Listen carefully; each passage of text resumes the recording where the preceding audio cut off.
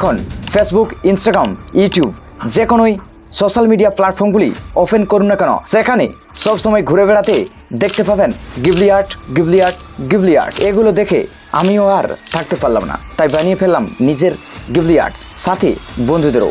চলুন সেগুলো আপনাদের সাথে শেয়ার করে দিই যে কিভাবে অতি সহজে আপনারাও বানাতে পারবেন, তাও আবার ফ্রিতে। এর জন্য আপনাকে সরাসরি চলে যেতে হবে প্লে স্টোরে। চলুন তাহলে একবার স্ক্রিনটা শেয়ার করি। সবার প্রথমে আপনাকে প্লে স্টোরে ঢুকতে হবে, তারপরে সার্চ বারে গ্রক ভিটা নামে সার্চ করতে হবে। সার্চ করার পর যে এখানে গ্রক নামে একটা অ্যাপ দেখাচ্ছে, এটা ইনস্টল করতে হবে। প্রথম থেকে এটা আমার ইনস্টল রয়েছে, তাই আপনাদের ওপেন করে সরাসরি দেখাচ্ছি। এখন ওপেন করার পর এরকম ইন্টারফেস প্রথমে পাবেন না, প্রথমে সাইন আপ করতে হবে। গুগল দিয়ে আপনি সাইন আপ করে নেবেন।